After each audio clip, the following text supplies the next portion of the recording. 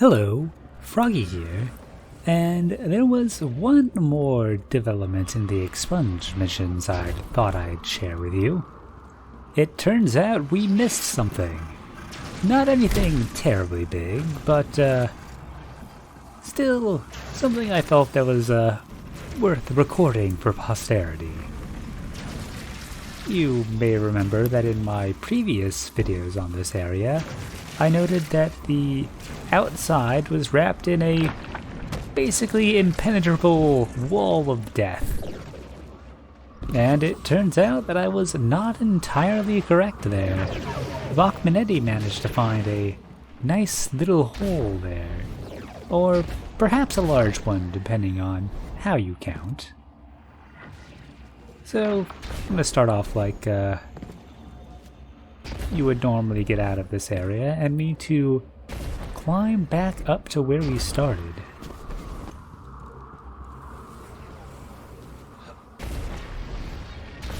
So, I'm going to end up needing to do a lot of stasis climbing here, but I tried to cut out as much of it as possible from the early parts. You can actually use this thing to launch yourself, but I was never able to get that too consistent, so I'm just going to climb around this side instead. There's a little bit of geometry in the back that you can actually use to gain a little bit of height, and, well, it's probably not faster than just stasis climbing for this bit.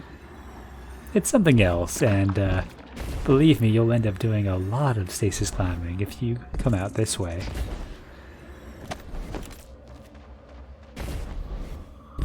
You can get a little bit higher here, but I wasn't able to really get much higher than that. And if you were, you could skip a couple more stasis nades, but oh well.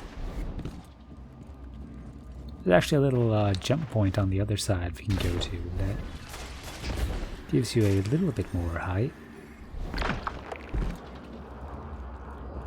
See this little bit here, so saves us a nade recharge. And a first little bit of stasis climbing. Not too bad, can probably do it in a nade or two.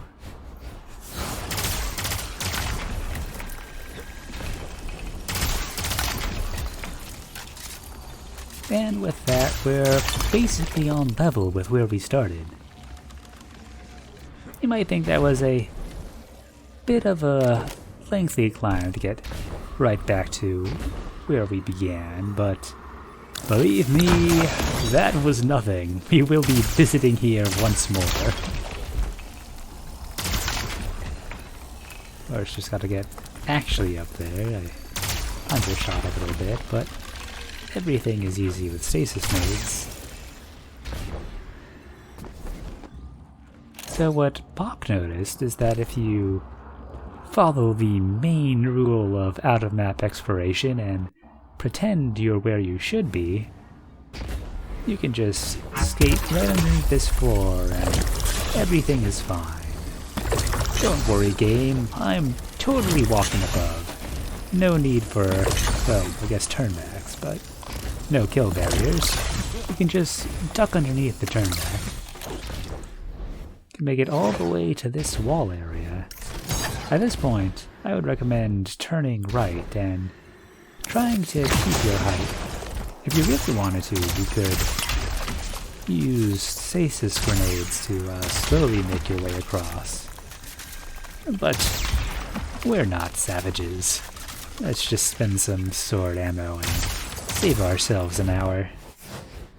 At least for the moment, sword ammo with some swords is effectively infinite, because if you have Jagged Edge on while alive and swap to Enduring Blade when dead, you effectively can generate sword ammo as long as you have more than a few.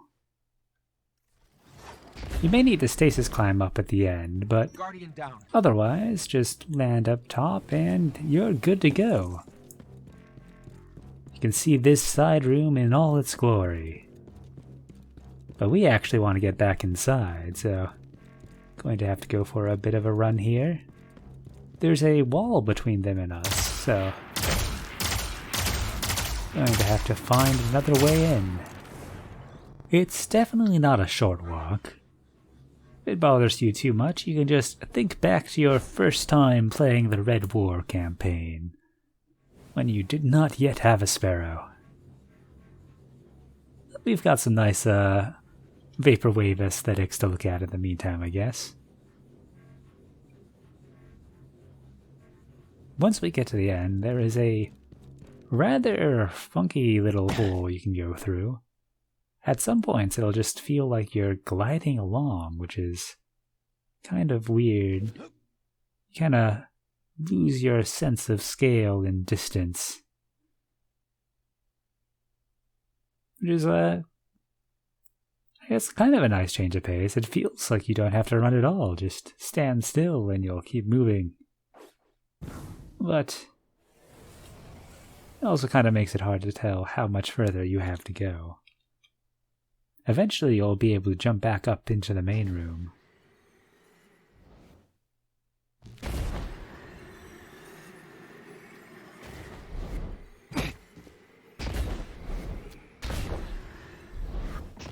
I'm not quite sure at what point that is exactly, but seems to be a bit of a divider here, so... Oh, there we go. From here, more stasis climbing.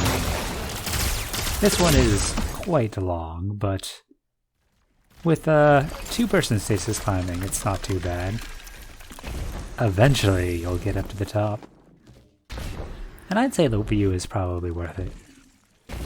Plus, you can just fly between the tops of all these pillars, which is actually rather satisfying. I would definitely recommend trying that out.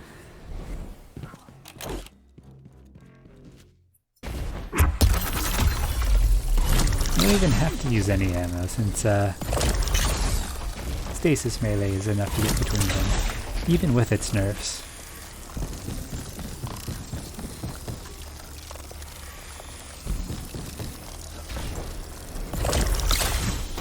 I'm not actually sure how many different models there are for these pillars. They might just be rotated in different directions, but definitely feels like there's a few.